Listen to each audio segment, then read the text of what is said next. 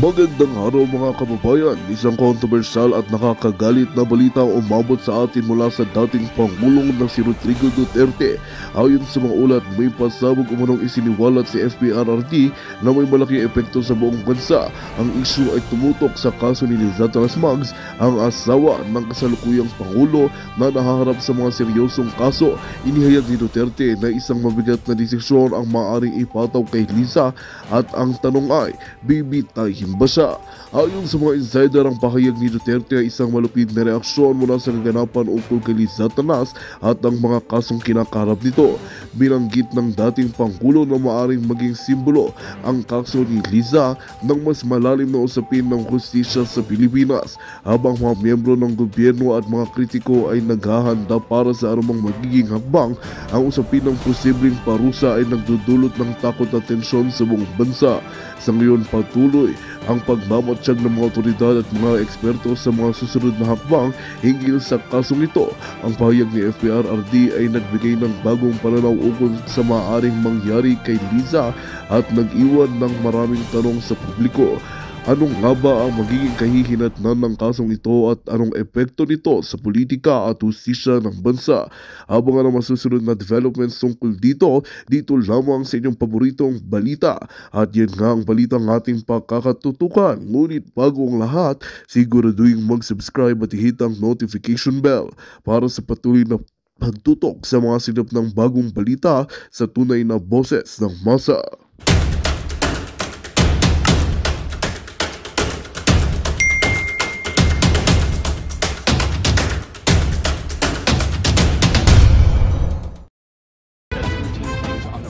Bibisita sa Pilipinas sa kauna-unahang pagkakataon. O kauna-unahan, birthday pa ni PRRD. Ano to, statement na naman, BBM? Eh, nagtatanong lang tayo, ano to, statement? Nakakampi nyo US? Ganon? Dream on! Sige. Si US Defense Secretary Pete Hindi na po, ha? Si Trump na po ang nakaupo ngayon. Excuse me po. Hegseth, ilang araw matapos muling palibutan, buntutan at harangin ng China Coast Guard ang mga Ito na naman tayo, no? Okay. barko ng Ito na naman tayo. Balik na naman tayo sa usaping China. Ay nako, legit po yung tawa na yun, ha? O hindi po yun makina na pinipindot-pindot ko rito. Ay dito kay Coach Oli, original tayo. Ang galing-galing talaga ni Marcos, no? Ang galing-galing ng timing. Magba-birthday si PRRD, meron na namang di umanong magbabangga. May problema na naman tayo dito sa West Philippine Sea.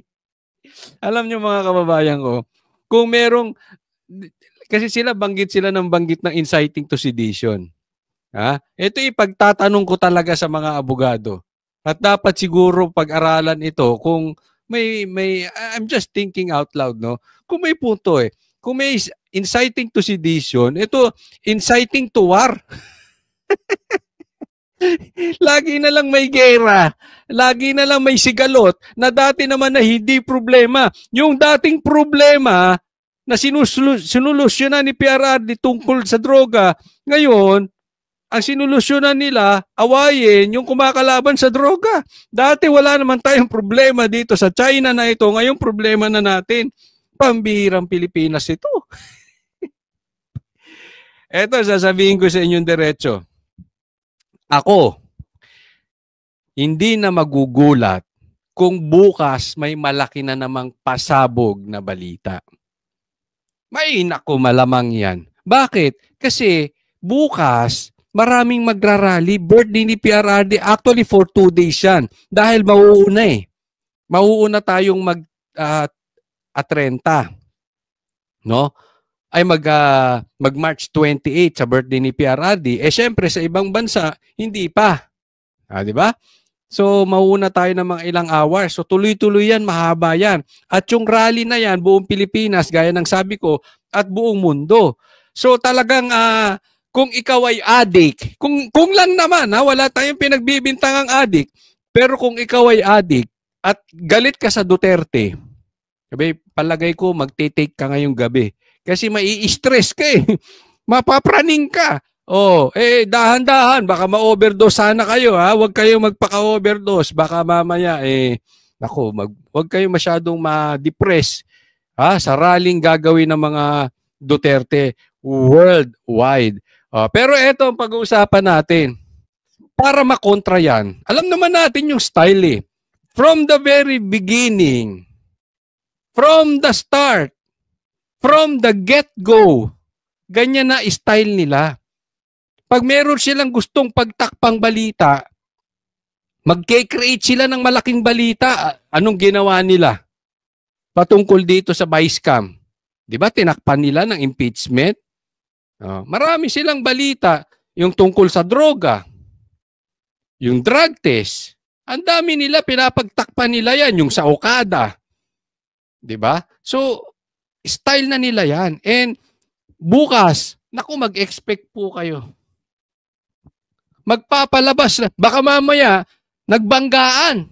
May traffic sa West Philippine Sea. Nandoon lahat ng barko ng China. Sumama na ang Russia. Baka lahat ng ka-OA yan, gawin itong mga lintik na ito. Ang OA kasi.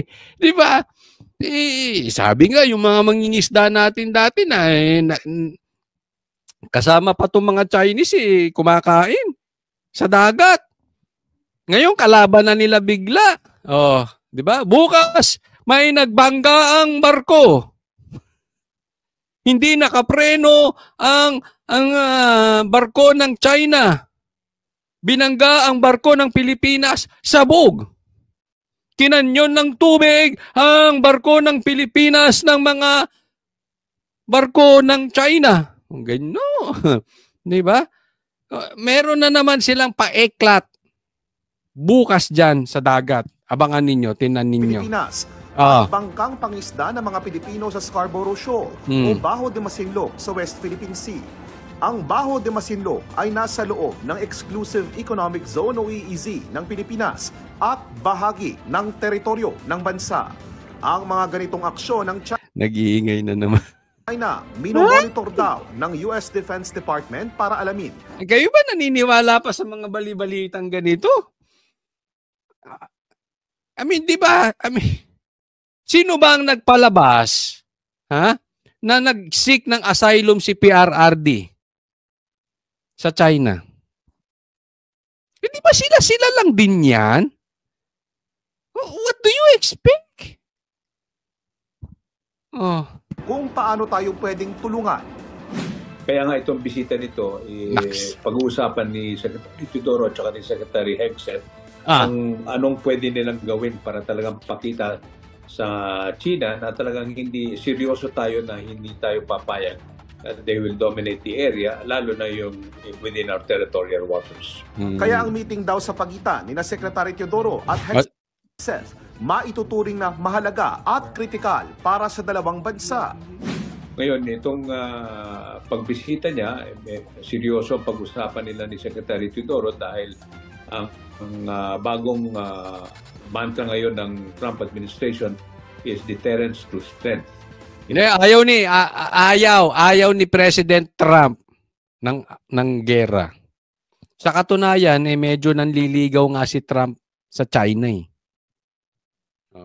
Pero wag na kayo makihalo, wag na kayo muna mag-usap ngayon.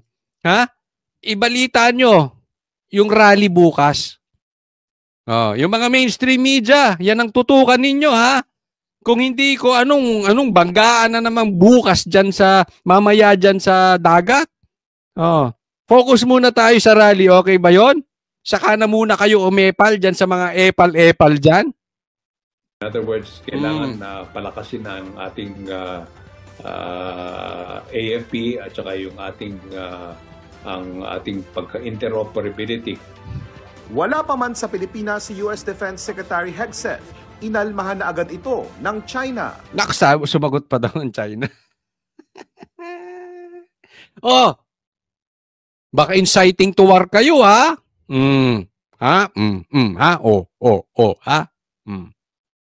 Ayon sa Foreign Ministry ng China, anuman daw defense agreement ang gagawin ng Pilipinas sa Amerika, hindi raw dapat natatarget ang anumang bansa. at hindi dapat nakakasakit sa kanilang interes. Lalo na ang maging banta sa regional peace at pataasin ang tensyon sa rehiyon. Alam mo ako sa China, huwag yung pag-iintindihin niya mga yan. Magpe-fake news lang yan. Di ba? Oh, kung ano-ano na naman ipe-fake news ng mga yan. Di ba? Na-experience nyo na eh. Di ba? Na pinake news kayo. Oh. Sabi, naku, nag-seek daw ng asylum si PRRD. Hindi naman tayo gumagawa ng conflict. Yan ang medyo minsan Sinong gumagawa ng conflict? Si PRRD na naman. Ako. Kaming Duterte. So, pambihira itong mga ito. Ang lilinis ng gobyerno natin. Kakamot tayo ng ulo kung bakit tayo pang sinisisi na tayo nag-uumpisa ng conflict. At ang nangyayari dyan, dahil precisely nga na challenge yung ating relationship not only with the US but with other countries as well, that we cannot and will not allow any one country to dominate the South China Sea. Nakatakda ring mag-usap si Secretary Hegseth at Pangulong Bongbong Marcos. Nako! Magsasalita ba yan si Marcos? Anong alam sabihin yan? Baka bukas kasama niyan kasama nito si sino yan? Si Claire. Sabihin, Claire, ikaw na magsalita. Pagtanggol mo ko, tatanggalin kita dyan. Hindi, baka ganun na sabihin nito si Marcos. Ano magsasabihin yan dyan? Magkakautal-utal. I mean, tayo nga Pilipino, yung English nga ni Marcos, hirap na tayo. Real talk po, pati sa mga bashers. Pati sa mga makamarcos. Di ba? Ang hirap intindihin nito. Pilipino na English kamatis eh. Lalo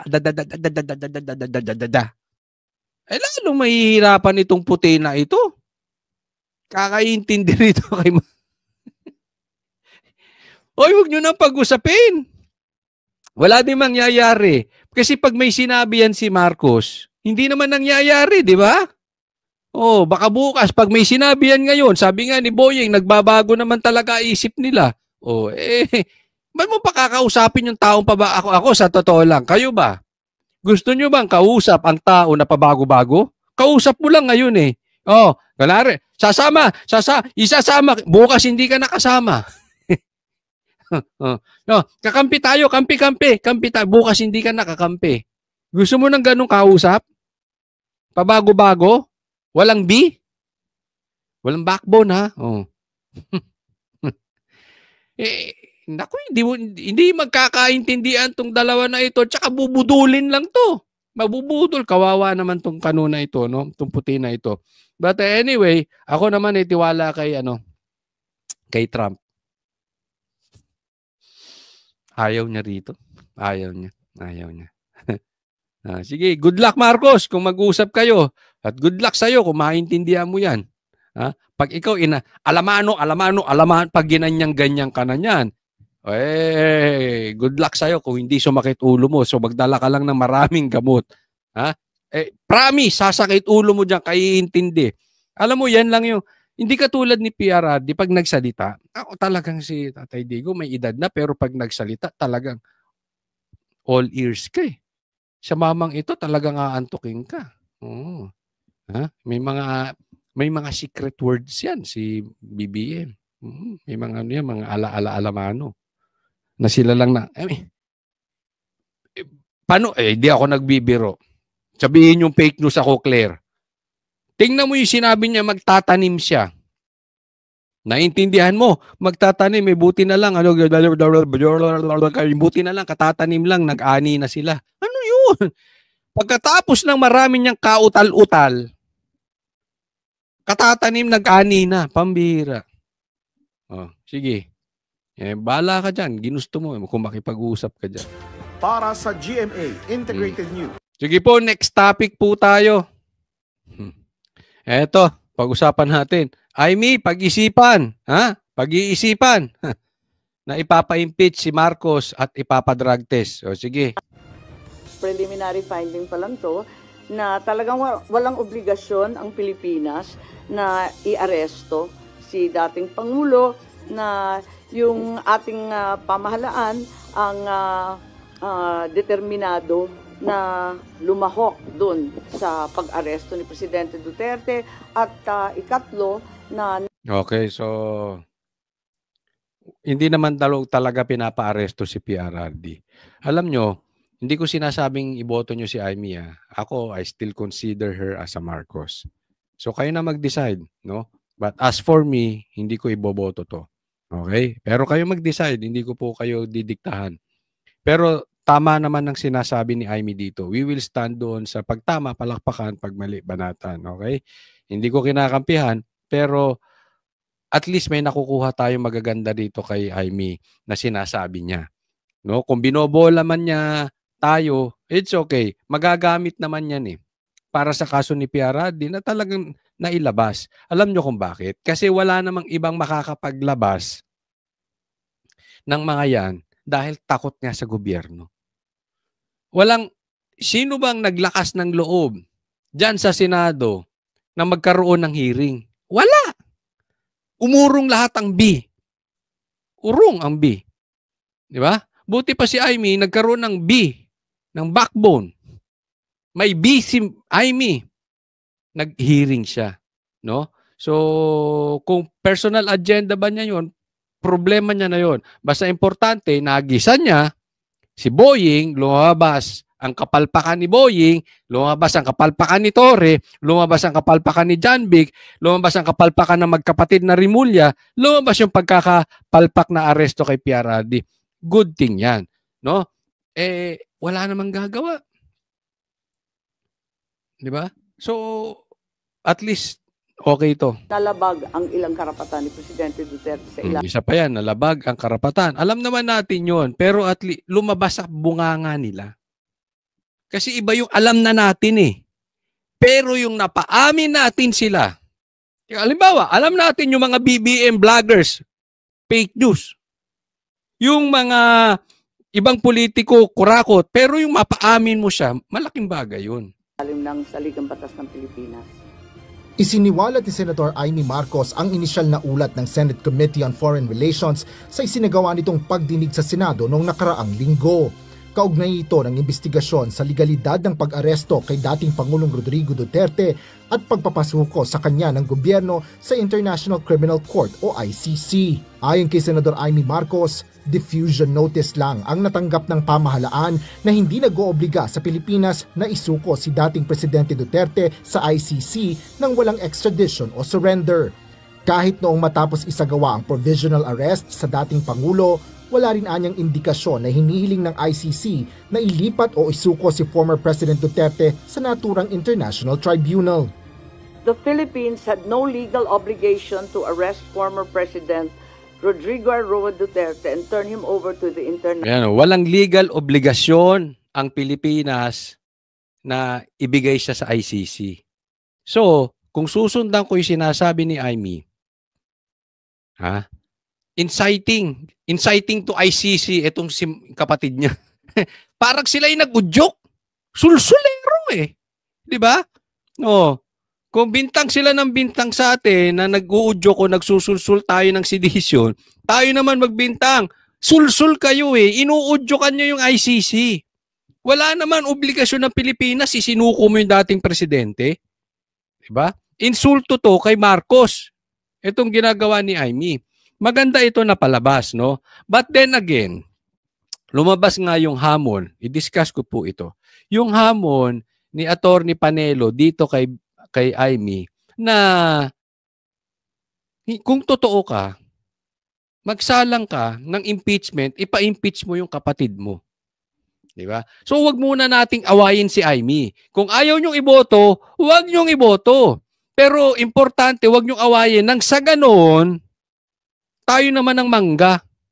Tayo naman ang manggamit. Gamitin lang natin tong pangbubulgar niya. Malay mo. Kasi tingnan ninyo sa lahat ng alyansa senatorial balls bago siya nag-quit, siya po ang pinakamalaki ang dinausdos. Simula nung hinuli si Tatay Digong. Yung galit ng taong bayan kay Marcos, sa kanya napunta. Nagalit ba't wala kang ginagawa? Siguro ganun. Or wala talagang tiwala. O talagang galit na lang ang Pilipino sa Marcos. That says a lot. Isipin mo, siya ang pinakamalaking dinausdos. Ako sa tingin ko, ayaw na talaga ng Pilipino sa Marcos. No? So gumagawa ng paraan ito si Amy. Possibly. No? So gamitin lang natin. Wag muna nating awayin. Malay mo. Pag nakikita niya na napipressure siya at hindi siya inaaway ng DDS, malay natin, ipa-impeach niya yung kapatid niya. Napakinabangan natin.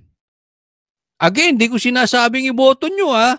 Kung gusto nyo, iboto nyo. Kung ayaw nyo, wag nyong iboto. But as far as I'm concerned, hindi ko iboboto. Okay? Maliwanag po tayo dyan. Malay mo, ipa-impeach niya yung kapatid niya. Sino bang kaya maglakas ng loob nang pa-impeach yung kapatid niya? Wala. Siya lang. Bakit? Hindi ito gagalawin ni BBM. Kapatid pa rin to. Di ba sabi ko nga, wala ngang nag-dare. Wala ngang nagpakalalaki na imbestigahan yung pagkakahuli kay PRRD ba't si Amy. Malaking bagay yun. Kasi malakas nga loob niya. First, babae siya. Second, kapatid niya. Malayin nyo rin.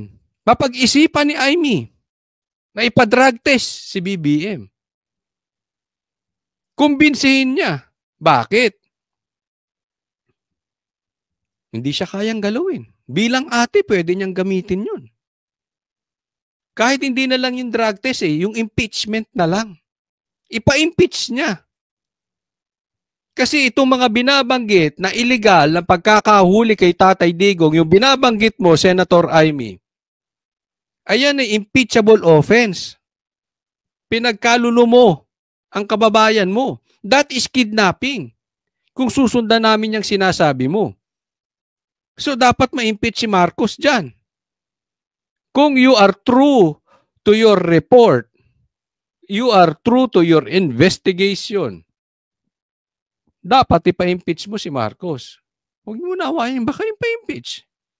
O, edi, babalik ang Pilipinas sa katinuan. Babalik ang pag-asenso ng Pilipinas. Mapapayapa ang Pilipinas. Diba? Ulitin ko, walang maglalakas ng loob as of now na magpakalalaki para impa-impeach si BBM. Kung nagawa niya kay Tatay Digong yung panggigipit, lalo na ngayon. Okay? Siya lang. Si Amy lang. National Criminal Court. What was received was only a diffusion notice, not verified or approved by the Interpol Secretariat. Di ba? Walang red notice. Diffusion lang. Yung ginawa ni BBM, yung team BBM, hinug sa pilit. Kaya maasim pansin nyo. Kaya ang daming question. Hinug sa pilit talaga. Minadali. Parang sasabog na yung tae ni Torre. Sorry sa mga kumakain. Parang sasabog na yung yung bitukan niya. Pag hindi niya nabitbit si PRRD agad-agad sa Netherlands. Ayaw niya nga paharapin na sa korte. Alam nila talo sila. Alam nila yun. No verification by the Interpol whether the request complied with Article 3 of their Constitution, forbidding Interpol from undertaking any intervention or activities of a political, military, religious, or racial character. Sinabi din ng senadora na may mga pagpaplano na rin ginawa ang mga kaukulang ahensya ng pamahalaan bago pa ang March 11 kung kailan inaresto si Duterte. So, ibig sabihin, pinagpaplanuhan na talaga. Merong bad motive. Ang gobyerno. Lumalabas din na may mga nalabag sa mga karapatan ng dating Pangulo nang ito ay inaresto. Finally, my third preliminary finding was that there were glaring violations of the rights of the former president. The constitutional safeguards guaranteeing liberty and due process of law were not observed. No warrant was issued by a Philippine court. The arrest did not fall within the exceptions of a warrantless arrest. Ang pinano niya dito, hindi nag-issue yung korte natin na kung saan may jurisdiction tayo kay PRRD. Walang warrant of arrest. Maliwanag yan. At hindi nagfo-fall doon sa warrantless arrest ang pupwede. Okay? Kasi may mga halimbawa na pwede ka mag-aresto ng tao kahit walang warrant of arrest. Halimbawa, ongoing yung crime. Halimbawa, ng snatch. Di ba? Ng rape. Tapos nahuli, tumatakbo lang. Hindi mo kailangan pumunta sa korte para manghingi ng warrant. No? Pero ito, yung pagkakahuli kay PRRD, hindi naman yan parang tatakbo si PRRD. So ibig sabihin walang ongoing crime para magkaroon ng warrantless arrest. Samantala, iginiit naman ni Palace Press Officer Undersecretary Claire Castro na walang nilalabag na anumang batas ang gobyerno sa pag-aresto sa dating Pangulo na taliwas sa preliminary findings ng pagdinig na pinangunahan ng presidential sister. Ito na naman to, sagot ka na naman. Alam mo, kakasagot mo. Claire, ito ang masasabi ko, kakasagot mo. Ginagawa mong bakla yung presidente. Kasi anong tingnan mo ha? Sa Pilipino, especially sa ating mga lalaki, nagkakaintindihan tayo dyan. No? Pag kinol yung attention mo, especially if you are a leader, pwede kang tumago ng bahagya lang, no? Sa mga tao mo. Pero yung para-parati ng ganito, tapos presidente, tapos kapatid ng kalaban, tapos ang sasagot itong si Claire, ginagawa niyang bakla, ginagawa niyang weak, ginagawa niyang mahinang lilalang. Ito si Marcos. Pinapakita niya na yung sinabi ni PRRD before na weak leader ito si BBM. Totoo. Nakatago ngayon sa palda ni Claire. Di ba? So, ako ayoko nang pag-usapan nito si Claire kasi bakit siya? Di ba? Bakit siya ang sasagot? Pag nagkamali ba siya ng sagot, may responsibilidad ng presidente? Wala. So anong pakialam namin sa'yo? Di ba? Walang pakinabang ang Pilipino sa'yo. Kasi pwede mong sabihin ang lahat ng gusto mong sabihin, hindi naman magiging responsable yung presidente. Hindi naman ikaw ang kailangan namin. Hindi naman ikaw ang sosolve ng problema namin. Hindi naman ikaw ang magdi-decide ng pangyayari sa Pilipinas kung hindi yung presidente. So it's useless dito sa babaeng to. Kasi ginagamit ito ng presidente para tumago. Para magpakabakla. Hindi ko po iniinsulto yung bakla. Figuratively. Sabi nga ni Boying, di ba? Hindi ganyan ba tingnan mo si PRRD. Ano pagkakaiba ni PRRD? Akuin ko, yung kasalanan nyo akin yan. Ako mananagot. Ako makukulong. Hindi tumatago. Even yung kasalanan ng pulis, kinuha niya. Lalaki na yun ha. Kinuha pa niya. Si Marcos baligtad, tumago sa babae. Diba? So, walang kwenta. Ba't pa natin pag-uusapan to? Next topic na po tayo. Eto, BBM traidor. Insulto ang gagawin sa kapatid. Bigyan natin komentaryo. Tinanggi ni na dating Senador Kiko Pangilinan at Bam Aquino na nakikipag-ugnayan sila sa alyansa. Sigurado kayo. Baka para kayong si Marcos ha. Tatanggin nyo na hindi makikipag-cooperate sa ICC pero kumakain din kayo ng suka ha. Sinabi nyo yan ha. Sige, tingnan natin. Pangulong Bongbong Marcos para mapasama sa senatorial lineup ng administrasyon. Lumutang yan matapos ang pagkalas ni Senator Amy Marcos sa alyansa at ang umuugong na pagkawala rin dito ni Las Piñas Representative Camille Villar. Nasa frontline balitang yan si Marian Enriquez. Sa gitna ng pagkalas ni Senator Amy Marcos sa senatorial lineup ng alyansa para sa bagong Pilipinas. Pero alam mo sa akin, kung totoo, kung sakali lang, hindi ko sinasabing totoo pero kung totoo, ipapalit kay Amy ay si Bam Aquino at ako tatay ni BBM, babatukan ko to. Totoo. Lintik ka. Sasabihin ko, lintik ka. Ipapalit mo sa kapatid mo yung anak nung nagtraidor sa pamilya natin. Anong klase kang tao? Sasabihin ko talaga. Ikaw ba ay meron pa talagang meron ka pa ba talagang B? Meron ka pa bang tayo? Iinsultuhin mo kapatid mong babae. Ate mo pa. Alam mo pa naman sa Pilipinas, di ba? Napakaano natin sa yung matanda sa atin. Yung kuya natin, ate natin, kahit anong estado natin sa buhay, pag kuya, may respeto pa rin. Pag ate, may respeto pa rin. Pero ito hindi lang sa walang respeto. Kung totoo nga, bababuyin niya pa yung kapatid niya. Bababuyin mo yung ate mo. Tinanggal mo yung ate mo,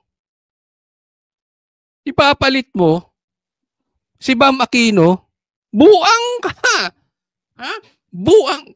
Kung ako lang ang tatay, kung ako lang. Pero pag si Coach Oli, hindi ko sasabihin yun. Hindi ko sasabihin kay BBM yun. Baka sasabihin na naman ni Claire, inciting. Kunwari lang ako tatay niyan, buang ka. Wala ka nang ginawa kung hindi mag-concert. Tapos hindi ka pa marunong. Kita mong pinalibing ako nung tatay niyan eh. Ay, pinalibing ako nung ano eh. Tapos pinatapon mo ron. Sa puti pinamigay mo. Hindi nga ako pinalibing ng mga yan eh. Tapos tatanggalin mo yung kapatid mo, ipapalit. Ikaw wala ka nang ginawa, hippie ka. Puro ka bulakbol. Hindi ka mag-aral. Tingnan mo sa inyo, walang naging abogado. Buang ka. Kung ako lang tatay. Kung ako lang tatay, pero pag si Coach Oli, hindi. Ay, siyempre, yung tatay, abogado. Pansin nyo, may abogado ba sa...